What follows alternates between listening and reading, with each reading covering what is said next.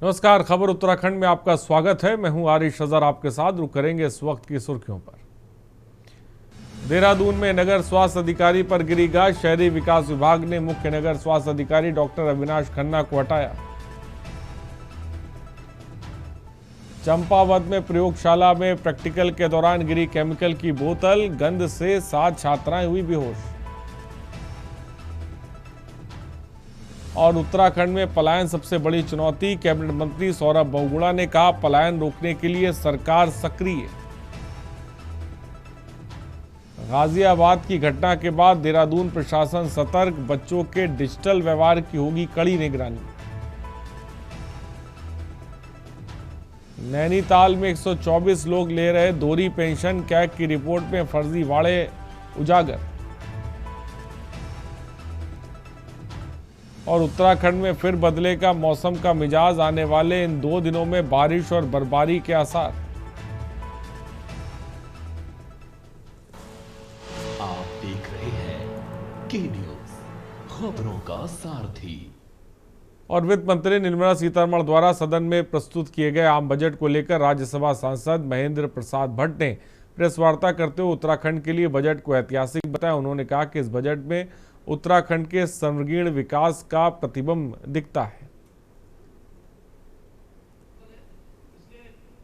इस बजट में उत्तराखंड के सर्वांगीण विकास की योजना को ये प्रतिबंधित करता है। खास तौर पर मैं अगर आयुर्वेद के क्षेत्र की चर्चा करूं, आयुर्वेद का एक हब उत्तराखंड है, वह भी उसके लिए बजट प्रावधान किया गया है। हर जिले के अंदर महिला छात्रावास का बजट में प्रावधान किया गया है। इसके साथ साथ सड़कों के क्षेत्र में बजट में वृद्धि की गई है। उत्तराखंड के अंदर हम अगर ये कल्पना करें, आज की तारीख में मैं कह सकता हूं कि हर गांव तक सड़क मार्ग चला जाए। और खबर ऋषिकेश से, जहां पूर्व मुख्यमंत्री हरीश रावत ने बापू ग्राम बचाओ संघर्ष समिति के धरना स्थल पहुंचकर आंदोलनकारियों को समर्थन दिया। इस दौरान उन्होंने उत्तराखंड राज्य के हित में आंदोलनकारियों का समर्थन करने का दावा किया। उत्तराखंड राज्य निर्माण के लिए कई पीढ़ियों से रहने वालों के अधिकारों को सुरक्षित रखने के लिए संघर्ष किया था, न कि राज्य बनने के बाद उन्हें उजाड़ दिया जाने के लिए। और पूरी सरकार का दायित्व है, पूरे मंत्रिमंडल को विचार करना चाहिए और राज्य सरकार को स्वयं जो है सुप्रीम कोर्ट में हाजिर होना चाहिए, कहना चाहिए नहीं साहब ये स्थिति है और ये इनका अधिकार है। और 1950 से जब पंचायती राज एक्ट प्रभावी हुआ उससे पहले इसको गांव का दर्जा दिया गया है, बाबू ग्राम कहा गया है। भाई इतना ही तो संशोधन किया होगा। आज़ादी के बाद नाम जो है बाबू के नाम पर कर दिया, गांव तो पहले से लगा है। ऋषिकेश ग्राम सभा तो इसलिए ये बात है। मैंने अभी माननीय चीफ सेक्रेटरी से भी बात की है और मैं माननीय मुख्यमंत्री से भी बात करने जा रहा हूँ और उनसे आग्रह करने जा रहा हूँ कि मंत्रिमंडल विचार करे और यदि कोई किसी तरीके का असमंजस है तो विधानसभा का विशेष सत्र बुलाइए एक दिन का और उसमें बात करके पूरी आप जो है पूरा राज्य एक राय से इसका सॉल्यूशन निकाले।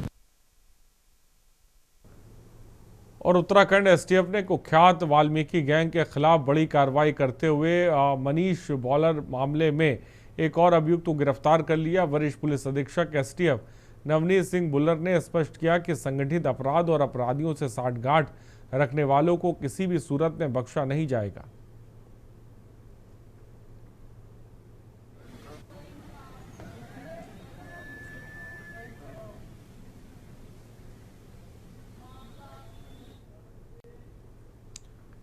खबर देहरादून से, जहां परेड ग्राउंड में आयोजित 4 दिवसीय उत्तरायणी कौथिक महोत्सव 2026 में हिलांस कैंटीन से जुड़ी महिला समूहों ने आत्मनिर्भरता की बड़ी मिसाल पेश की। सेवा संकल्प फाउंडेशन के तत्वाधान में विकासखंड रायपुर की दुर्गा स्वयं सहायता समूह की महिलाओं ने कलाकारों और अतिथियों के लिए भोजन व्यवस्था संभालते हुए अपने कौशल और मेहनत को सभी का ध्यान आकर्षित किया।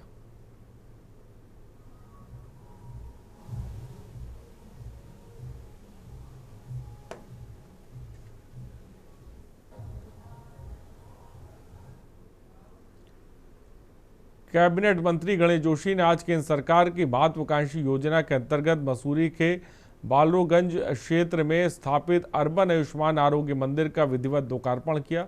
इस अवसर पर उन्होंने क्षेत्रवासियों के स्वास्थ्य सुविधा के लिए बधाई और शुभकामनाएं दी।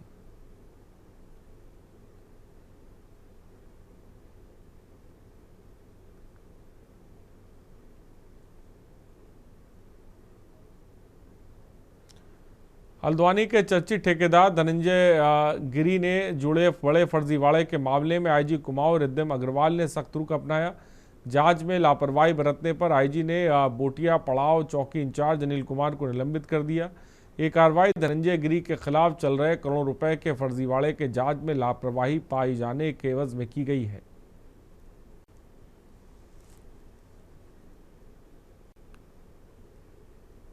देखिए, धनंजय गिरी और उसके साथियों के विरुद्ध मेरे पास पिछले 2 महीने में काफ़ी शिकायतकर्ता आए हैं कि उसने प्रॉपर्टी में इन्वेस्टमेंट के नाम पर अमाउंट्स लिए, परंतु ना ही प्रॉपर्टी दी पीड़ित को और ना ही उसका पैसा वापस किया।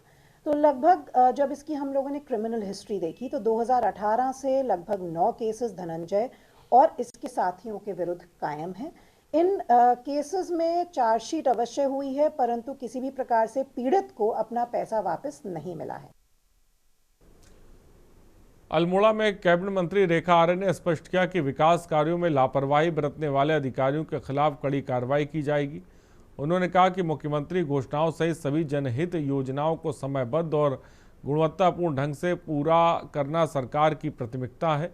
शनिवार को अल्मोड़ा विकास भवन में सोमेश्वर विधानसभा क्षेत्र के विकास कार्यों की समीक्षा बैठक के दौरान मंत्री ने नवनिर्मित उप जिला अस्पताल के शीघ्र उद्घाटन और आवश्यक स्टाफ की तैनाती सुनिश्चित करने के निर्देश दिए।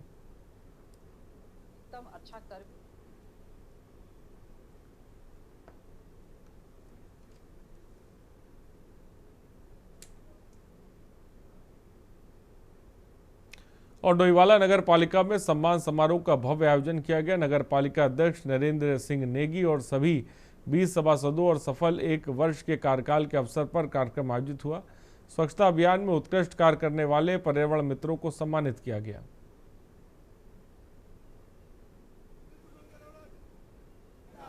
नमस्कार। और आज हमारे जो कार्यकाल था आज इसका पूरा 1 वर्ष हो चुका है और आज जो हमारा ये कार्यक्रम है विशेषकर हमारे जो पर्यावरण मित्र हैं उनको सम्मानित करने का है और जो हमारे कर्मचारी भाई हैं उनको सम्मानित करने का है, क्योंकि उन्हीं की सहयोग से और हमारी क्षेत्रीय जनता के आशीर्वाद से हम लोगों ने जो 1 वर्ष पूरा किया है और उनका जो सहयोग रहा है।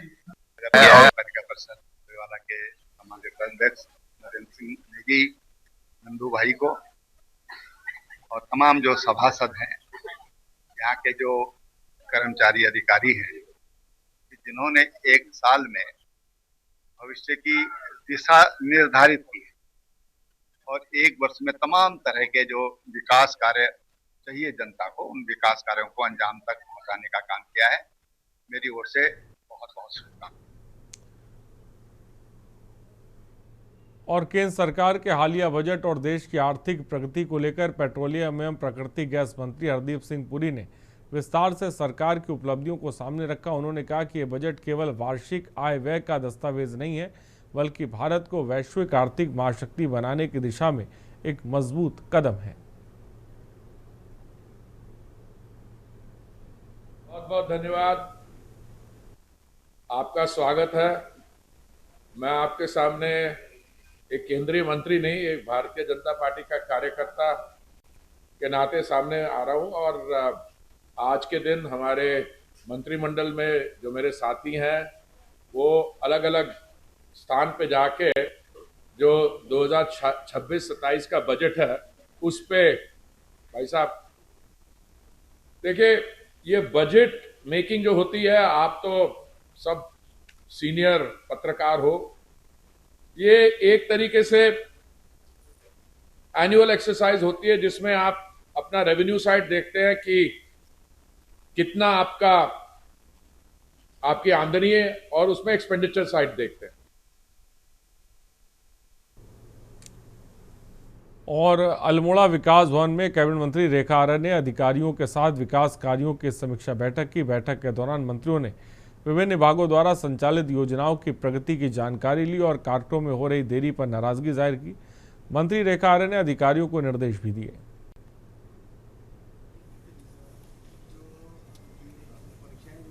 ईश्वर के अंतर्गत माननीय मुख्यमंत्री जी की घोषणाएं जो चाहे पेयजल के संदर्भ में हो, चाहे वो सड़कों के संदर्भ में हो, चाहे वो विद्युत स्टेशन स्थापित करने के संदर्भ में हो, चाहे वो हैंडपंप के संदर्भ में हो, उन सभी की सभी अधिकारियों के, हाँ खासकर फिर पर्यटन के क्षेत्र में हो, हमारे मंदिरों के सौंदर्यीकरण के क्षेत्र में हो, मानस खंड माला में जो हमारे मंदिर चयनित हुए हैं उनका परीक्षण हो, वो सारी योजनाओं का धरातल पर क्या अद्यतन स्थिति है। खबर विकासनगर से, जहां तहसील क्षेत्र में सरकारी जमीनों पर हुए अवैध अतिक्रमण के खिलाफ प्रशासन की बुलडोजर एक्शन जारी है, जिसके तहत आज राजस्व टीम ने 30 बीघा से अधिक सरकारी भूमि को मुक्त कराया। बता दें कि सीएम धामी के दिशा निर्देशों के तहत सरकारी भूमियों के अतिक्रमण मुक्त कराया जा रहा है। सरकारी ज़मीनों पे अवैध रूप से कब्जा करने और निर्माण करने की सूचनाएं जो प्राप्त हो रही थी विभिन्न जनप्रतिनिधियों के माध्यम से, और हमारी राजस्व की टीम के द्वारा जो चिन्हीकरण किया गया था शिकायतों के बाद, उस पर आज कार्रवाई की गई है। सिद्धोवाला में कार्रवाई की गई है और स्टोक टाउन 2 जगहों पे जहाँ पे सरकारी ज़मीनों पे कब्जा करके बाउंड्री वॉल बनाया था किसी ने गेट लगाए थे, जो इस तरीके से कब्जा करने की कोशिश की गई थी, उनको ध्वस्त किया गया है और आगे की कार्रवाई जारी है। कितनी ज़मीनें अतिक्रमण कराई गई है? अभी सिद्धोवाला में करीब 4 बीघे ज़मीन थी और यहाँ स्टोक टाउन में भी करीब। प्रदेश के चर्चित अंकिता भंडारी हत्याकांड मामले को लेकर राजनीति कम होने का नाम नहीं ले रही। हालांकि लंबे समय के बाद मुख्यमंत्री धामी द्वारा मामले की जांच सीबीआई द्वारा कराने की संस्तुति प्रदान कर दी गई है, लेकिन विपक्ष अभी भी सरकार पर सवाल उठा रहा है। ये रिपोर्ट देखिए।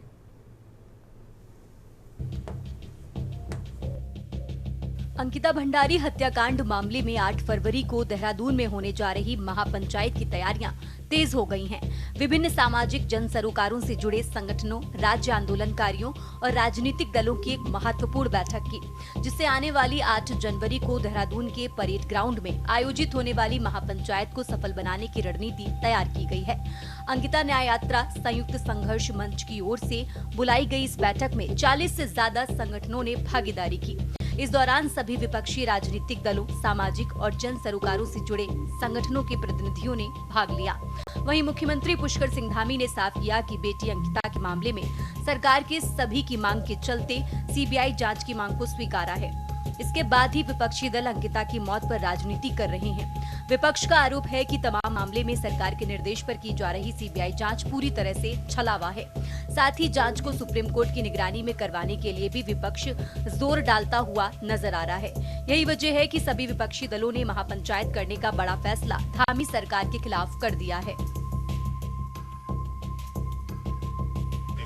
देखिए, हमारा अभी तक का जो भी काम करने का कार्य व्यवहार है, हर किसी व्यक्ति का एक स्वरूप होता है, एक काम करने का तरीका होता है, एक ट्रैक रिपोर्ट होता है।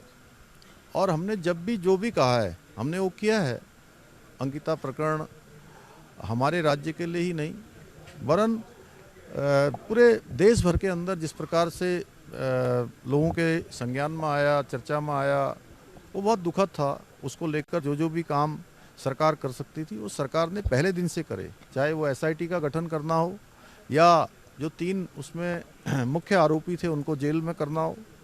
उसके बाद इधर के दिनों में फिर से एक ऑडियो क्लिप के बाद जो प्रकरण फिर से आया, हमने उनके माता पिता से बात करी। उनके माता पिता ने जो एप्लीकेशन जो दी, एक उन्होंने पत्र दिया हमको, उसमें उन्होंने कहा कि इस विशेष बिंदु पर जांच होनी चाहिए। मैं जो महापंचायत का सबसे महत्वपूर्ण बिंदु है, वो महत्वपूर्ण बिंदु है अंकिता भंडारी हत्याकांड, जिसके बाद उत्तराखंड में सीरीज में महिलाओं की अस्मिता पर डाका डाला गया है और उनके साथ दुर्व्यवहार और दुष्कर्म किया गया है, जिसमें कामकाजी हमारी बेटियां भी सम्मिलित हैं, वो भी उसका शिकार हुई है। ये सारी घटनाएं एक ऐसा वातावरण राज्य के अंदर बनाया गया है जिस वातावरण के परिणाम स्वरूप आज हमारे राज्य के निर्माण की जो बुनियाद है वो बुनियाद हिल रही है, वो बुनियाद जो है धीरे धीरे ध्वस्त हो रही है। जब से ये महापंचायत का निर्णय हुआ था उसी दिन से हमारी इंडिया गठबंधन की 3 बैठकें हुई और एक बैठक पहले माननीय हरीश रावत जी के रेजिडेंस पे, दूसरी बैठक समाजवादी पार्टी कार्यालय में और उसके बाद फिर प्रेस कॉन्फ्रेंस कांग्रेस भवन में रखी गई थी और सभी दलों से अनुरोध किया गया था कि अधिक से अधिक लोग पहुंचें और अंकिता भंडारी को जो न्याय नहीं मिल रहा है उसमें सहयोग करें। समाजवादी पार्टी हमारे ये प्रदेश महासचिव हैं अतुल शर्मा जी, महिपाल सिंह यादव जी, ये इन लोगों ने लगातार लोगों से संपर्क कर रहे हैं, हरिद्वार के लोगों से, ऋषिकेश के लोगों से और भाजपुर के भी कुछ लोग आएंगे और मैं समझता हूँ कि देहरादून के शरीक हो गई हरिद्वार और ऋषिकेश के भी लोग। कुल मिलाकर इंडिया गठबंधन के नेताओं ने एक स्वर में अंकिता भंडारी हत्याकांड की वर्तमान समय में चल रही सीबीआई जांच को पूरी तरह से न कराते हुए ढकोसला करार दिया। विपक्षी दलों का मानना है कि ये जांच केवल वीआईपी को बचाने के लिए की जा रही है, इसलिए इंडिया गठबंधन इस जांच को पूरी तरह से खारिज करता है। महिला अपराधों को लेकर भी विपक्षी दलों ने सत्ता पक्ष से जवाब मांगा है। साथ ही भाजपा ने महिला अपराध और महापंचायत को लेकर सब्र रखने की बात करते हुए देहरादून में होने जा रही महापंचायत को लेकर विपक्षी दलों पर हल्ला बोला है। देखिए, वर्तमान में हमारे जो पार्टी की कार्य समिति की 2 दिवसीय बैठक इसके इसमें प्रस्तावित है, पहले से ही हो रखी है, इसमें जो कि आज प्रथम दिन है और कल दूसरा दिन है। लेकिन इस महापंचायत में क्योंकि सामाजिक संगठनों का एक आह्वान है, तो निश्चित रूप से जब से ये मामला चर्चाओं में आया है, घटित हुआ है, तब से यूपीडी लगातार इसको समर्थित करती रही है और उन सारे सामाजिक संगठनों का हमने समर्थन किया है। यदि महापंचायत हो रही है तो उत्तराखंड क्रांति दल का इसमें समर्थन है, क्योंकि न्याय तो मिलना ही चाहिए अंकिता भंडारी के केस में और उस वीआईपी का पता लगना ही चाहिए। यानी कि रविवार के दिन ये महापंचायत बुलाई गई है और उत्तराखंड में अंकिता भंडारी आज हरेक की बेटी बन गई है और जिस तरीके से सरकार इस मामले में कवर अप करने की कोशिश कर रही है, ढकने की कोशिश कर रही है, उसी के विरोध में महापंचायत का पूर्ण समर्थन उत्तराखंड की तमाम जनता कर रही है और इसमें पूर्व सैनिक भी बताए जा रहे हैं कि उनका समर्थन भी आ गया। कई सामाजिक संगठनों का, राजनीतिक दलों का, कांग्रेस पार्टी भी समर्थन कर रही है और महापंचायत जो परेड ग्राउंड में 11 बजे होगी वहां पर लोग पहुंचे और इस कारण से भी क्योंकि सरकार ने भ्रमित करने के लिए एफआईआर दर्ज करके एक सीबीआई जांच की संस्तुति करी, जो निहायत ही शर्मनाक है क्योंकि माता पिता की एफआईआर पे ये नहीं हुआ, अनिल जोशी हेस्को के संस्थापक के एफआईआर पे हुआ है। देखिए, इसमें 2 अलग अलग विषय हैं। एक तो जो वर्तमान में घटना घटी है और जो महिला अपराधों का विषय है वो चिंतनीय है, उस पर सरकार लगातार मंथन कर रही है कैसे इस तरह की घटनाओं को रोका जा सकता है। आपने देखा एसआईटी गठित हुई बहुत कम समय में, जहां अपराधी भी पकड़ा गया तो अपराधी के खिलाफ चार्जशीट भी दाखिल होने की स्थिति में है और फास्ट ट्रैक कोर्ट से उसको सजा दिलाने के लिए भी हम लोग लगे हुए हैं। तो निश्चित तौर पर चिंता का विषय है, उस पर सरकार भी गंभीर है और आगे चल के पुलिसिंग में कुछ न कुछ हम लोगों को बदलाव भी करने पड़ेंगे, थोड़ा सख्ती भी अपनानी पड़ेगी और इसको नियंत्रित करने का प्रयास किया जा रहा है। जहाँ तक अंकिता भंडारी केस का प्रश्न है, इसमें 2 विषय हैं जिनको लेकर मुझे जो लगता है कि बात होनी चाहिए। पहला विषय तो ये है कि अंकिता भंडारी केस में सीबीआई द्वारा अपना काम प्रारंभ कर दिया गया है। गौर हो कि बीती 15 जनवरी को संघर्ष मंच ने शहीद स्मारक में बैठक की थी और महापंचायत का ऐलान किया था। बैठक में अंकिता भंडारी हत्याकांड में वीआईपी के खुलासे और उसको बचाने में संलिप्त सभी लोगों को सजा दिलाने की मांग उठाई गई थी।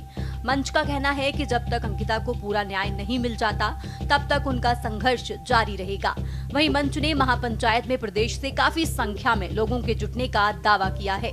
लंबे समय से चल रहे अंकिता भंडारी हत्याकांड में अभी तक 3 की गिरफ्तारी हो गई है। सभी दल लंबे समय से वीआईपी के नाम को लेकर सरकार हल्ला बोल रहे हैं। अभी तक वीआईपी नाम का खुलासा न होने के साथ ही जांच को सुप्रीम कोर्ट की निगरानी में करवाने के लिए अब एक ही मंच से संयुक्त महापंचायत कर सरकार को घेरने में जुट गए हैं। अब देखने वाली बात ये होगी कि क्या सरकार सभी दलों की इस महापंचायत के बाद कोई और बड़ा फैसला लेगी या ये महापंचायत व्यर्थ ही चली जाएगी। Uttarakhand desk report.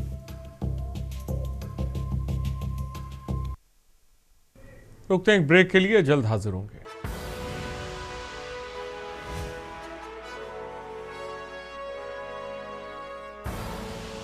आप देख रहे हैं के न्यूज, खबरों का सारथी।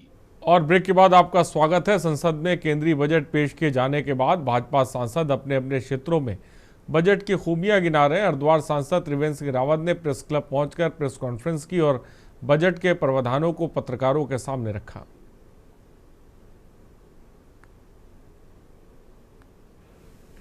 देश का बजट है और जो 2047 का विकसित भारत का टारगेट है, जो विजन है, उसको लेकर के बजट देश को समर्पित किया गया है। और मुझे लगता है ये बजट देश की अर्थव्यवस्था को बहुत मजबूत करेगा।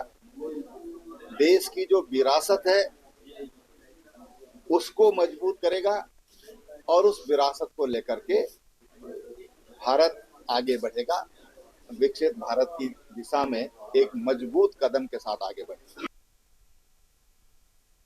और नैनीताल उधम सिंह नगर संसदीय क्षेत्र से सांसद अजय भट्ट ने हल्द्वानी में आयोजित प्रेस वार्ता के दौरान केंद्र सरकार के बजट को लेकर विस्तार से जानकारी साझा की। उन्होंने बजट की उपलब्धियों को पॉइंट टू पॉइंट रखते हुए कहा कि यह बजट देश का बजट है।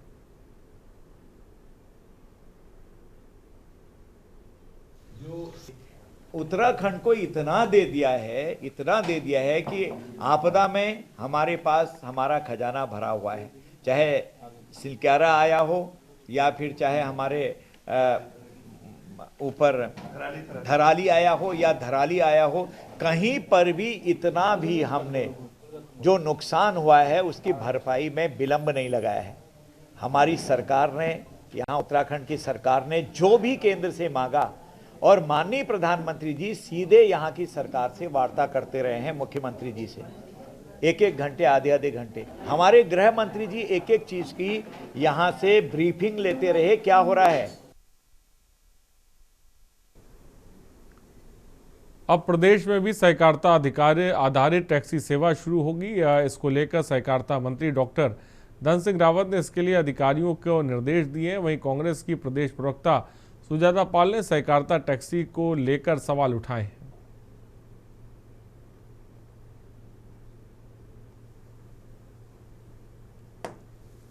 दुर्भाग्यपूर्ण कि अब जो ओला और उबर चले थे उनके ऊपर भी प्रहार है। जो इंडिपेंडेंटली अपनी गाड़ी चलाते हैं उनको भी सरकार अपने से ही जोड़ना चाहती है, अपनी सहकारिता से जोड़ना चाहती है। और ये साफ हो गया है कि अब जो लोग यहाँ पे अपनी गाड़ियां चला रहे हैं उनके ऊपर बेहद बड़ा कुठाराघात होने वाला है, उनके रोजगार पर। और जिस तरह से सरकार सोचती है केवल वही हर कार्य को अपने हिसाब से करेगी, मगर हमारे नवरत्नों को बेच देगी। जहां से असली पैसा आता था सरकार के लिए और हमारे लोगों को मिलता था रोजगार, मिलता था आरक्षण, उन कंपनियों को बंद कर रही है, उन फैक्ट्रियों को बेच डाल रही है। और इसी से पता चल रहा है कि सरकार के पास कोई विजन नहीं है।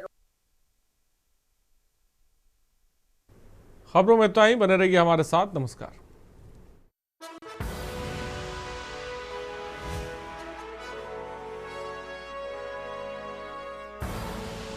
आप देख रहे हैं के न्यूज, खबरों का सारथी।